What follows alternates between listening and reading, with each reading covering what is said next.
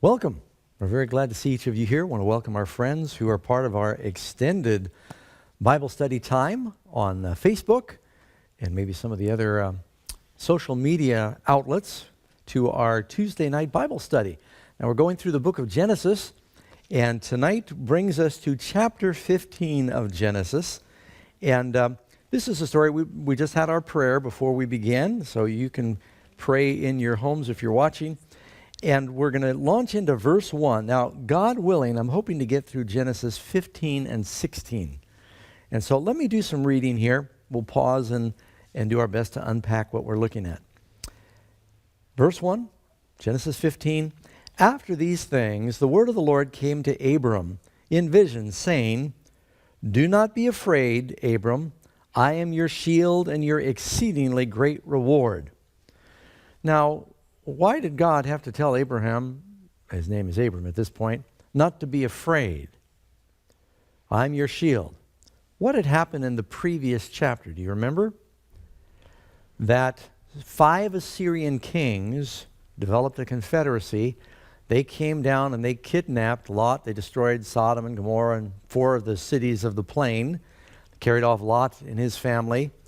Abraham, in a confederacy with Mamre and I can't remember the other one. The 3 of the big tribes there, Abraham, they put all their tribes together. They went and they pursued and attacked these kings from Damascus, terribly defeated them, rescued Lot. Now Abraham's thinking, that was a divine victory. Just a few. Abraham had 300 men in his personal army. A few compared to the thousands that were coming from the north. He thought, they may get back together again and come after me. So he's wondering now if they could expect years of war. And God is saying, don't be afraid. I am your shield. I will protect you during this time. But then Abraham goes on, and he's thinking about the real desire in his heart. He still has no child. Verse 2. But Abram says, "Lord, what will you give me, seeing I go childless? And the heir of my house is this Eliezer of Damascus." Now, Eliezer, where do you find him appearing significantly in Genesis a little later? When the time comes for Abraham to find a wife for Isaac, this is years later, who does he call upon to be the one to pick a bride? Is Eliezer. Eliezer must have been a real man of integrity. You listen to the times when Eliezer talks, and he always refers to Abraham, my master. He was a very humble servant, very wise, very dedicated. And you think about it, he stood in line to inherit everything that Abraham had. And yet he was so happy when Abraham had a son, and now everything was going to go to the son. But Eliezer evidently had been in the household of Abraham many years and had been born from probably one of Abraham's slaves in his household. And sometimes it wasn't uncommon for people to sort of adopt people that had grown up in their house and say, look, I have no normal heir, but since I've known you since a baby, I'm going to write you up as my heir. And so he's thinking, the only one I have is Eliezer's been like a son from Damascus. He was born in my house from a baby on up. And then God says to him, and he said, I go childless. The heir of my house is Eliezer of Damascus. Then Abraham said, look, you have given me no offspring. Indeed, one born in my house is my heir. And behold, the word of the Lord came to him, saying, this one shall not be your heir, but one who shall come from your own body shall be your heir. Whereas Eliezer would have been adopted. He said, no, it's going to be physically from your own seed. Then he brought him outside. Now, what does that imply? He'd been in a tent. And he said, now look towards the heaven and count the stars if you're able to number them. He said to him, so shall your descendants be. And this is one of the great verses, verse 16. Now, I just want to pause before I tell you about verse 16. Earlier in verse 13, in chapter 13, my mind was somewhere else. In chapter 13, he says to Abraham, go out and look abroad to the north, the south, the east, and the west. It was daytime, and he's looking horizontally. Now he's renewing the covenant. He's saying, I want you to go out at night, and I want you to look up I want you to look vertically. So basically, at some point between these two chapters, he's telling Abraham, you know, you've got your earthly promise, but the most important thing is I want you to look up the heavenly promise. And he said, your seed will be greater than the stars of heaven. Now, have you ever seen any of the seed of Abraham? Look at the person to your right or to your left. If they are a Christian, what does the Bible say? If you are Christ's, then you are Abraham's seed. So, what does it mean to be of the seed of Abraham?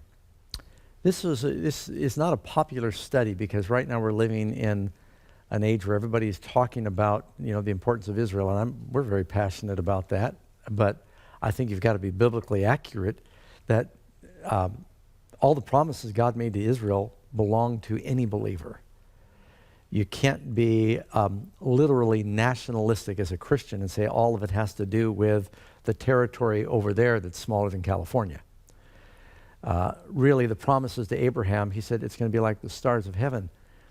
Jesus said to the religious leaders, they said, we've never been servants of any man. Abraham's our father. And Jesus said, whoever sins is a slave of sin. You are of your father, the devil. They said, no, we're Abraham's children. Jesus said, no, you're not. And then Jesus said, many will come from the east and the west and sit down in the kingdom with Abraham, Isaac, and Jacob, and the natural children will be in outer darkness. So God has never said someone is saved based upon being physically related to Abraham. I think we all know in the Old Testament there were people that were saved, that were faithful, and there were people that were Jews, but they were not faithful, and they were not saved. So God is always, he's never been a respecter of persons. He doesn't save anyone based on their DNA. So being a child of Abraham spiritually, what's more important, being a physical son of Abraham or a spiritual son of Abraham? Which one gives you eternal life? Yeah, so when he said, he looked up and he said, your descendants will be more than the stars of heaven.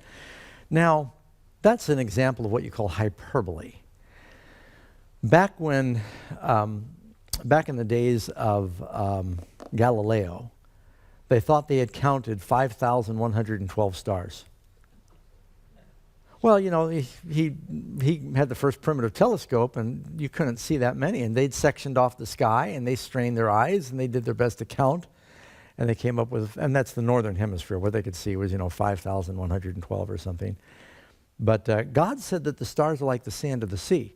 Now, you want to hear an interesting fact, is that astronomers now believe there are approximately as many stars, not counting planets, there are approximately as many stars in the cosmos as there are grains of sand in the world. And then that's not hyperbole. They're not exaggerating. Can you imagine that? And so, when God said, he didn't mean there's going to be 20 billion, zillion, gazillion, descendants. He was speaking in, you can't number the stars, you can't number how many your seed are going to be. And certainly that is true today. So then the wonderful verse is verse 6. And it says, he believed the Lord, and he accounted it to him for righteousness. Now, I don't know if you underline in your Bible, but if you do, that's one you might want to underline, because that verse is a foundational verse that is always used in the New Testament and even in the Old Testament for what you call righteousness by faith. Abraham believed, and he was declared righteous based upon his faith. God made a promise, he believed the promise, and God credited him with righteousness because of his faith.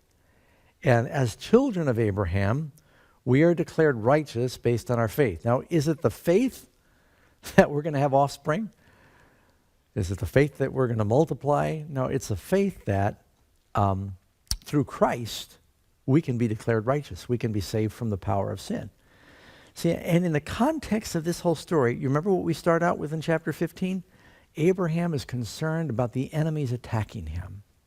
And God said, I am your shield. In this same vision, he said, you are declared righteous by faith. We are saved. Christ is our shield from the enemy, and we are declared righteous by faith. Then he said, verse 7, I am the Lord who brought you out of Ur of the Chaldeans to give you this land to inherit it. Now, that word Chaldean, that appears, here we are in Genesis 15. That appears a lot in the Bible. That's really the land of Babylon. Abraham is saved out of Babylon. You know, when Daniel's carried off to Babylon, it says they trained him in the language of the Chaldeans. Daniel and the Jewish nation were carried off to the land that Abraham was saved out of. And so, and I always like to remind people that the three patriarchs, and this will come up later in our study, the three patriarchs, Abraham, Isaac, and Jacob, where did Abraham find Sarah? In Israel or in Chaldea, Babylon? And he brings her to the promised land. So time for Isaac to get a wife. Where does Abraham send Eliezer? Back to Mesopotamia, to the land of the Chaldeans.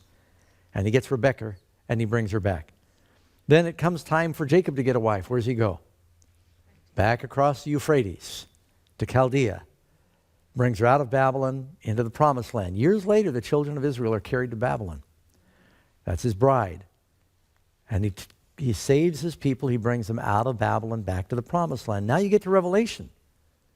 And he says, Babylon is fallen, come out of her, my people. God calls his bride out of Babylon into the ultimate promised land. So there's a theme that you see going. You see what I'm talking about? All the way through the Bible. Exodus 22. You about I am the Lord your God who brought you out of the land of Egypt. Yeah, well, God, he brought them out of Egypt when they're in that captivity. I'm talking about where he brought Abraham. Behind every great man stands a woman telling him that he's wrong. Okay. That's just a question. Yeah, Terry. Was everybody keeping the Sabbath? All right, question is, I like to repeat for our friends watching, at this point, was everyone keeping the Sabbath? I believe that God's people were. Now, the reason is that Genesis 25, where it says, Abraham kept my commandments, my statutes, and my laws. Forget the verse. And so God, and this is before the Ten Commandments, God says Abraham was keeping the laws of God. So we're assuming that would encompass the Sabbath because it goes all the way back to creation. All right, going on here. So this is very important. I am the Lord who brought you out of Ur of the Chaldeans to give you this land to inherit it. And he said, Lord, how shall I know that I will inherit it? So he said to him, bring me a 3-year-old heifer. And God asks him to do something that may seem odd to us. Bring me a 3-year-old heifer, a 3-year-old female goat, a 3-year-old ram. Now these domestic animals are all in their prime. So he brings out a cow, a goat, a female, a male goat. And he said, a turtle dove and a young pigeon. This really was covering the spectrum of offerings. The very poor would bring doves. You remember when Mary and Joseph came, they were very poor. When they came to make an offering for Jesus when he was born and he was named and circumcised, they brought turtle doves, and that's all the poor could bring. Middle class would bring a sheep. The wealthy would bring an oxen or a cow. And you couldn't offer anything bigger. Can't offer a camel. They were unclean. And so this is from the spectrum of offerings that they had back then. And so God is getting ready basically to seal the covenant with a blood sacrifice. And he's basically saying, take one of everything, so there's no doubt. And he said he brought them, he sacrificed them, he cut them in two, down the middle, placed each piece opposite the other, but he did not cut the birds in two. And when the vultures came down on the carcasses, Abraham drove them away. Now, Abraham's done what he said, but usually when you make an offering, it's a burnt offering. But now he's been told to sacrifice these, they're laying on the ground. See, God always kept the temple clean. As soon as something was sacrificed, everything was burned and carried off. Nothing stayed there to decompose. Josephus says there were no flies in the temple. Isn't that interesting? And I'm not sure that was true when Jesus chased the animals out, but during the sacrificial period. When the vultures came down on the carcass, Abraham drove them away. So you ever have the vultures come down on your faith? Now when the sun was going down, a deep sleep fell upon Abram, And behold, horror and great darkness. He's having a vision, but it's a frightening vision, fell upon him. And he, God, said to Abram, know certainly that your descendants will be strangers in a land that is not theirs, and will serve them, and they will afflict them 400 years. Now let's pause here. Here God is giving a prophecy to Abraham that we've watched be fulfilled in the Exodus, that the children of Israel would be carried down into Egypt, and it says they'd be there 400 years. Now when you study the Exodus, from the time that Jacob goes until Moses comes out with a nation, it's like 240 years or something. It's not 400 years. So the 400 years really begins counting from when Ishmael begins to persecute Isaac. And that's the way I've seen that verse described. It's the only way you can match it. If you ever look at the genealogies in Chronicles, you'll notice that you very quickly go from Levi, son of Jacob, to his son Gershom, and then you get Jochebed and the father of Moses, Amram, and then Moses. It's like you get 4 generations. It goes very quickly. So they weren't in Egypt 400 years. He's saying that there would be a time of persecution that would start and last 400 years. And then he would call the people out. And it says, in the nation whom they serve, I will judge. Did he judge Egypt? Afterward, they will come out with great possessions. It says they spoiled the Egyptians. And it says all the Egyptians were giving objects of silver and gold to the Israelites, saying, please leave and bless us. And it says they came out with great substance. Now this also happened to Abraham. Do you remember when Abraham took Sarah in a previous chapter down to Egypt during a famine? Said, she's not my wife, she's my sister. And then a plague fell on Pharaoh. And then Pharaoh sent him out and gave him gifts. It's like history's repeating itself. He said, what happened to you, Abraham, when Pharaoh tried to take your wife? I cursed him because that's the apple of my eye. Now what is the church? It's the bride of Christ, the apple of his eye. When the Pharaoh, later of Exodus, persecutes God's bride, doesn't he visit Egypt with terrible judgments? And then they come out with great wealth, and Egypt is at that point decimated. Now as for you, you shall go to your fathers in peace.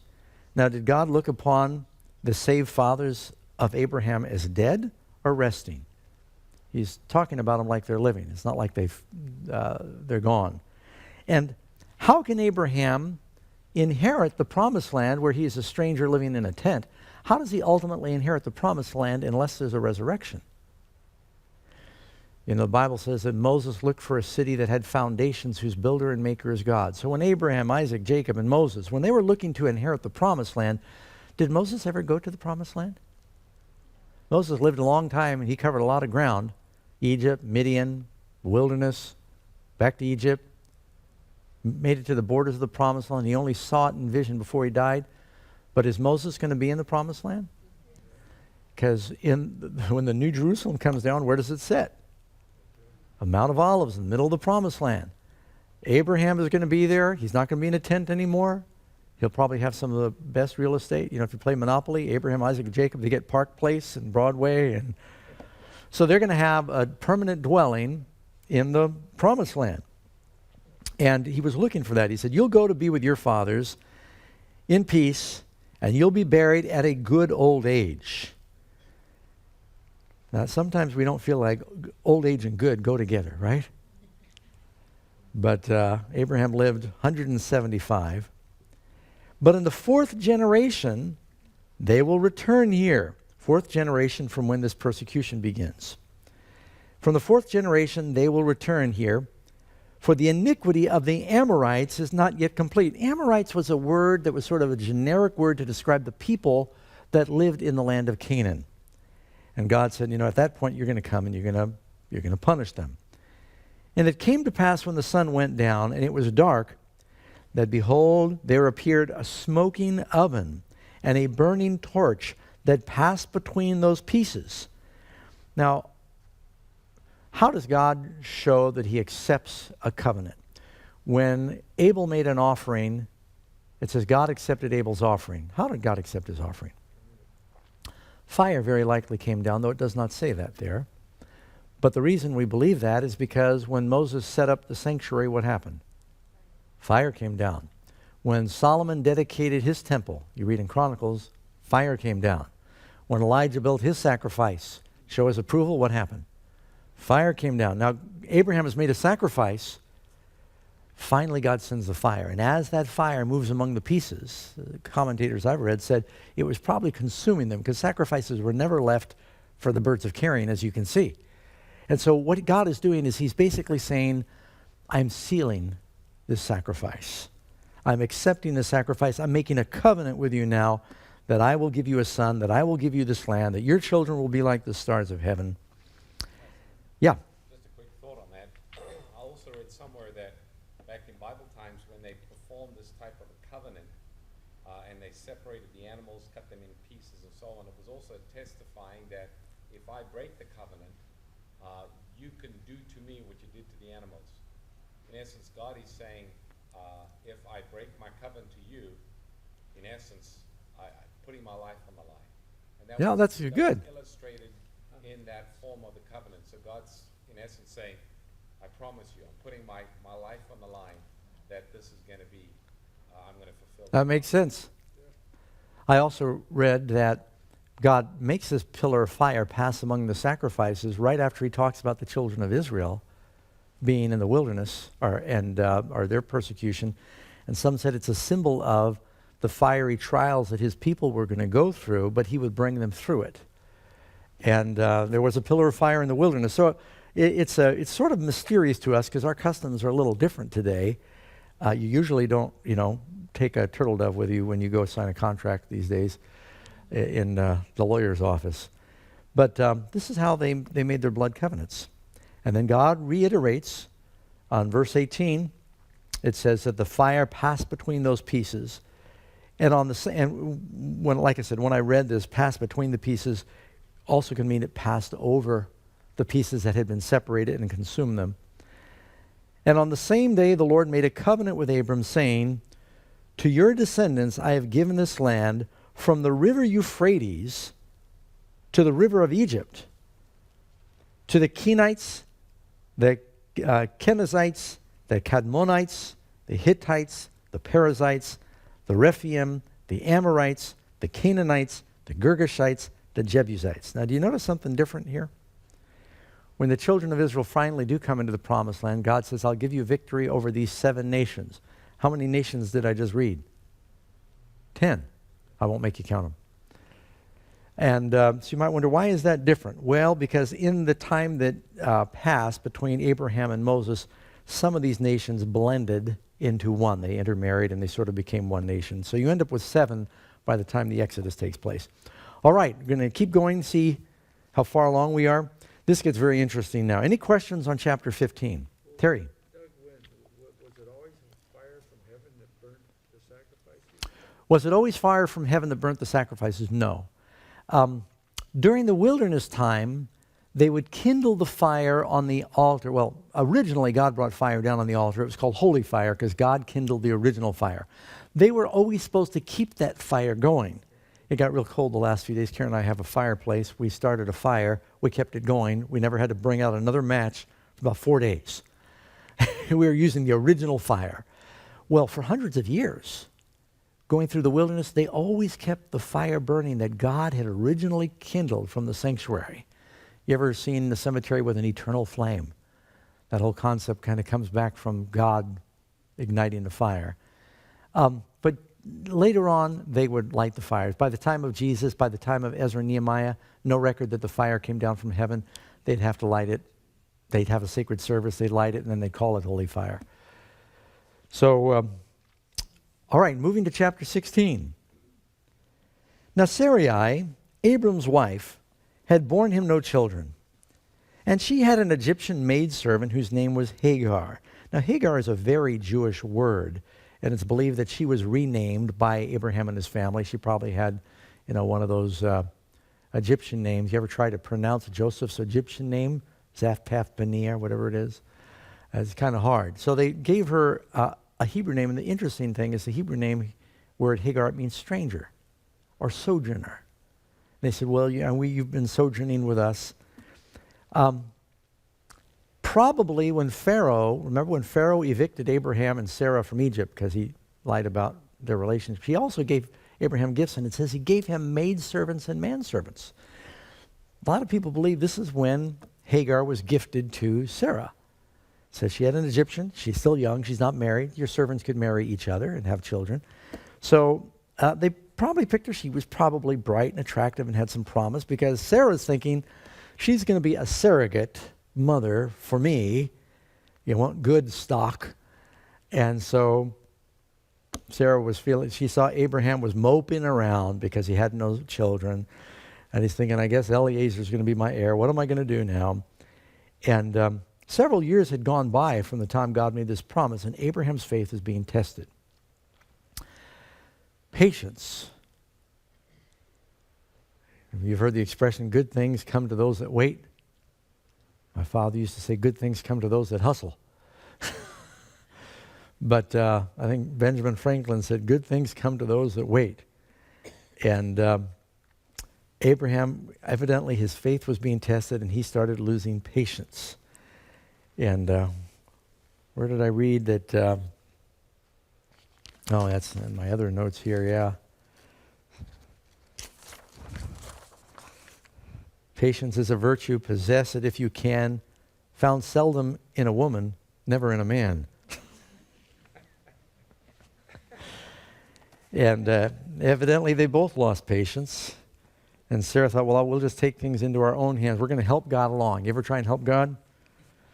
How did that end up? Yeah, when you ever seen your kids give each other a haircut? It kind of looks like they got mange. Sometimes we try to use the devil's tools to do God's work. And I remember the Bible tells a story about King Asa was being attacked. And God had given him victory before, but instead of turning to God the second time, he hired mercenaries from Assyria. And God said, why didn't you turn to me? You're trying to use the devil's tools to do my work. Now, I'm paraphrasing. It's not what God said. So now, there's no record in the Bible of any polygamy where there wasn't contention. Isn't that interesting? I actually have had phone calls, Pastor Ross and I on the radio program, where men call. I've never heard a woman call, but men have called and they try to actually argue that the Bible supports multiple wives.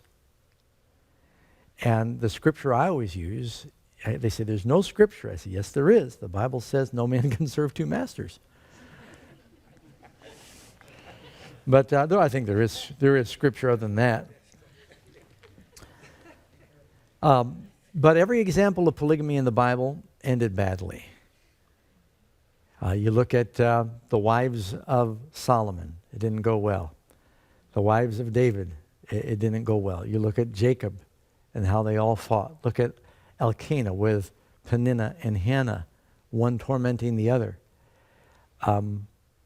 It just was not God's plan. He made it clear at the beginning what the plan was, and it was Adam and Eve. It isn't until, I think, Lamech, one of the descendants of Cain, comes along and it says he had wives, and it names his two wives. Up until that point, it was all monogamy. Someone asked the boy, they said, what is marriage? Some kid in Sunday school, he said, it's holy monotony. He meant to say matrimony, but he got mixed up. So, she had a maid named Hagar. So Sarai said to Abram, you notice it's not Sarah and Abraham yet. Sarai said to Abram, see now, the Lord has restrained me from bearing children. Now, what Sarah does is later repeated by both Leah and Rachel. They think either I haven't had any children or I'm not having any more children, and so they're competing, and they give their handmaids to Jacob.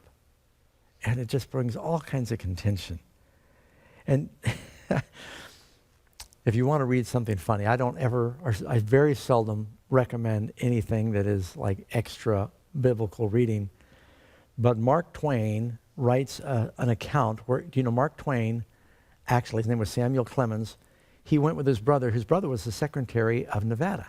He was the governor of Nevada. And Mark Twain No, I take it back. He was the secretary of Nevada, and Mark Twain went with him to Nevada, and he on his way across, he stopped in Utah, and he spent a day or two with Brigham Young. And he talks about the chaos in Brigham Young's house with all the wives. It is a very funny piece. He talks about the contention and the chaos. Mark Twain is funny when it isn't funny, but it was really funny. Anyway, so this is never God's plan, and it never ends well. The Lord has restrained me from bearing children. Please go into my maid. Perchance I might obtain children by her. And Abraham heeded the voice of Sarai. Then Sarai, Abram's wife, took Hagar, her maid, the Egyptian, and gave her to her husband. Now, the reason it says it like that is when you live in a big encampment and you're a big nomadic sheik and you've got hundreds of servants, maybe even thousands in his household. He had 300 that fought. So he's maybe got a couple thousand people in his household. Nothing's a secret. And if all of a sudden one morning Hagar should walk out of Abraham's tent, it would have been a scandal. So publicly, Sarah did, which wasn't that uncommon in those days, when a woman couldn't bear children. They thought it's important. He had borne long waiting. He's now like 75 or something. And she publicly takes the hand of Hagar, puts it in the hand of Abraham in front of everybody, saying, she's going to be a concubine so he can have children. And everyone sort of shrugs, they understand. That happened back then. So that's why it's worded that way. So he goes in to Hagar, and she conceives. And when she saw that she'd conceived, her mistress became despised. So how long does it take for the contention to begin? Now Hagar, all of a sudden, her status changes. She's a slave in Egypt, and she's handed over by the Pharaoh to this stranger. She's got to learn a new language. And she's serving Sarai, and she's a servant. She submits to Sarai. They were your property back then. I'm not telling you it was right or wrong. I'm just telling you that's the way it was. And she says, one morning, Hagar, I got news for you. Abraham's having, a challenge having children through me, so I'm going to let you be one of his concubines. Well, she kind of thinks, that might be a promotion in the family. Maybe my status will go up, might get a pay raise. I don't know what she's thinking. And then she gets pregnant. She thinks, I'm the mother of the king's, because Abraham's the king in his family, of the king's baby. And now Sarah says, hey, go wash the dishes. She's going, what do you mean, wash the dishes? Abraham, you can't take a woman in your arms without feeling some fondness. He's got to start feeling a little different towards Hagar, too. And Sarah now all of a sudden is jealous. What did she expect? And so the relationship right away goes south. When she saw that she conceived, her mistress became despised in her eyes, because now Sarah's ordering around. She's waiting, I'm a wife too. And Sarai said to Abraham, my wrong be upon you. Now, does that sound like a lot of our homes? My wrong be upon you. Whose idea was this? Let's read back a few verses.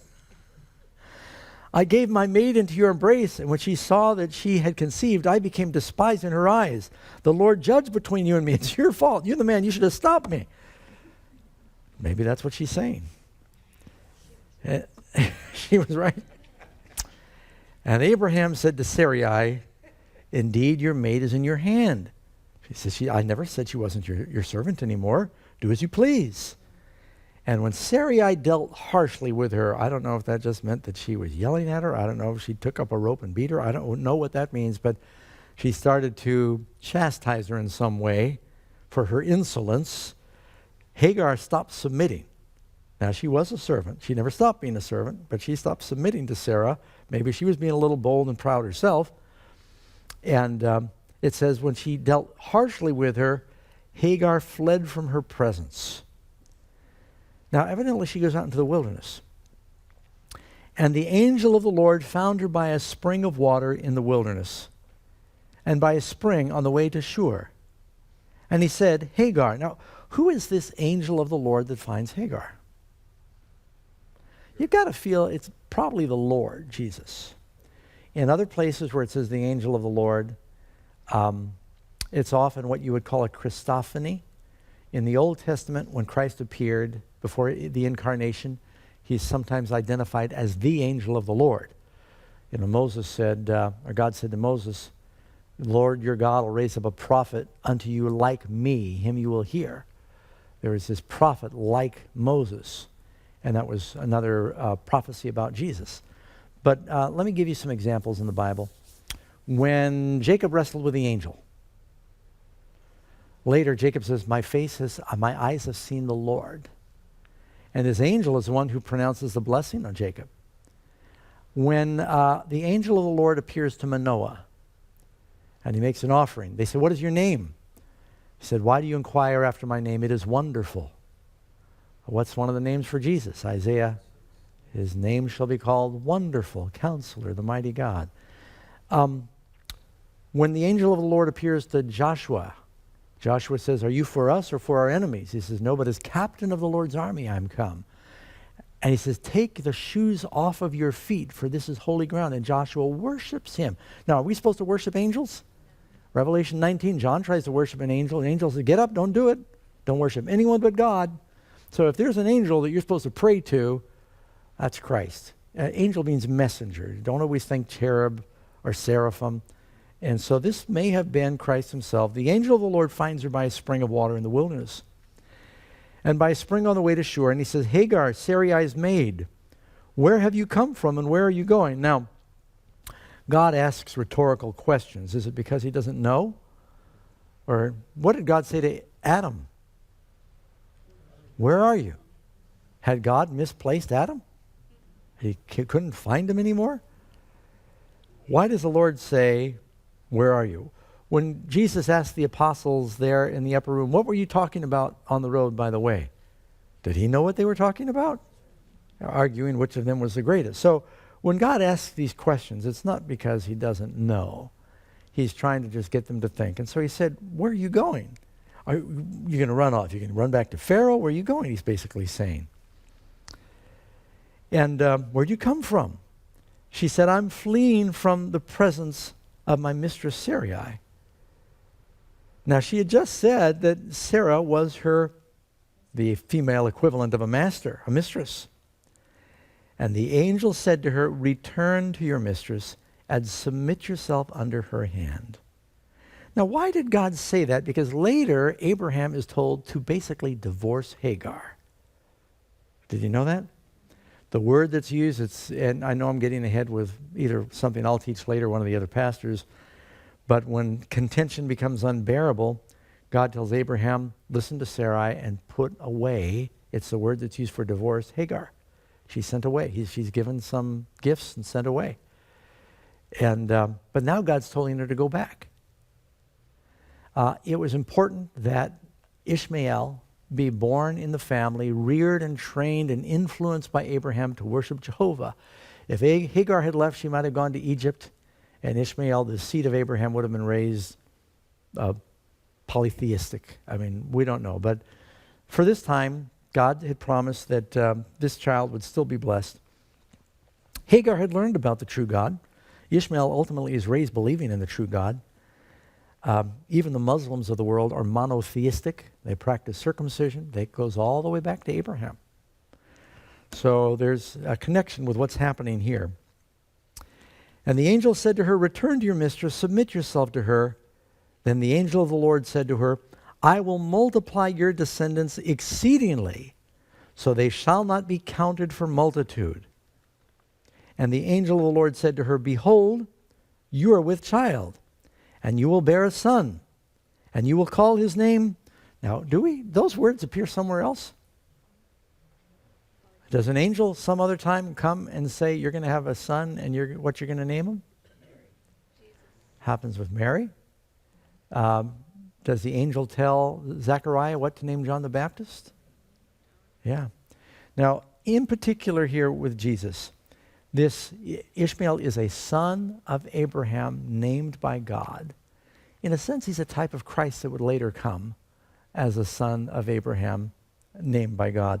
But there's a big difference between the seed of Hagar and the seed of Sarah. You go to Galatians in the New Testament, or is it Galatians or Romans, where Paul talks about Hagar is a sign of Mount Sion, Paul basically says Hagar represents righteousness by law and works, where when Sarah gets pregnant later, it represents righteousness by faith. Sarah gives birth because of a promise, and it's a miracle. It's a miracle birth of God. Whereas Sarah and Abraham with Hagar, they try to do it man's way. Yes? Sure sounds like predestination. Well, does it sound like predestination? Well, has God preordained some things? Yeah, but in people, We each get to make a choice. So when God foretells the future of Ishmael, is it because God is making Ishmael do certain things, or because God knows what he's going to choose? he's not the seed. So, I don't know. Well, God, you know what God often does? A lot of things are not God's original will, but then he works with the decisions that we make. It was not God's will that Sarah give Hagar to Abraham. But then when it happens, he makes the best of it for everybody. You know, it's interesting. Let me just give you an example of that. Jacob has 4 wives. We're talking about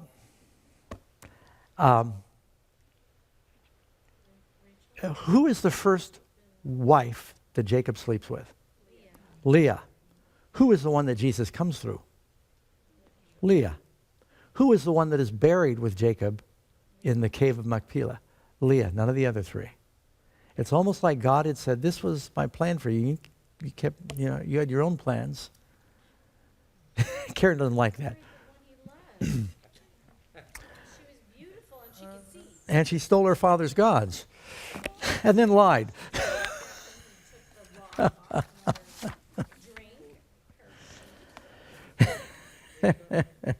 Yeah. Is there some time in our history when we, because now if I listen to what I'm hearing tonight, then you can have all the wives you want, it sounds like. All right, so Terry's asking, can he have all the wives he wants? No. No. But I mean, it wasn't. No. Well, all right, let's talk about that for just a second. Is it Acts 17:32? The times of this ignorance God winked at. There's a lot of things that happened before that God did not approve of. Does God make laws? No, you found the verse about Hagar in Galatians 4, yeah. That talks about Hagar and Sarai represent 2 kind of pictures of salvation, one by works and one by faith. But back to the question on God winking at ignorance.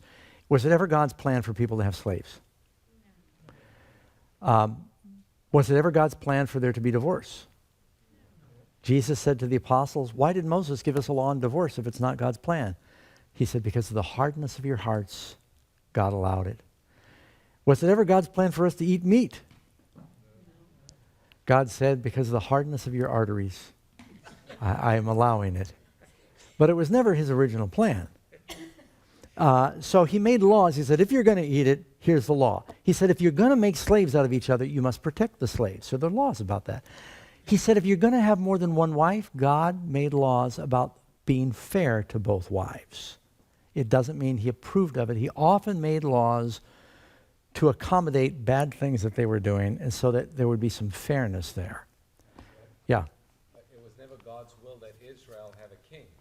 That's right. When they chose a king, he gave certain guidelines as to what the king was to do. That's exactly right. Yeah. Matter of fact, even before they chose a king, Moses said, when you get into your land, if you pick a king. And so God foretold they would do it, but he said, I wanted to be your king. You're the ones who said you didn't want me to be your king anymore. So there's a lot of things where God winks at our ignorance. He's patient. How many of you are glad God's patient and he works things out for good when you make bad mistakes? Yeah, we wouldn't have a chance. That's right. It wasn't that way. All right, well, I got to keep moving here, or we're not going to get Ishmael born. So, he says, behold, you're with child. I'm in Genesis chapter 16, verse 11. Behold, you're with child, and you'll bear a son, and you'll call his name Ishmael. Now, Ishmael's name is not that different from Samuel. It means God hears. She's out there by herself. She's praying. God heard her prayer because the Lord has heard. See, the name Ishmael is connected with the word heard. The Lord has heard your affliction. He will be, now here's a prophecy about him. He will be a wild man. Now, God is not saying he's going to make him wild. He says, I'm going to tell you how he's going to end up.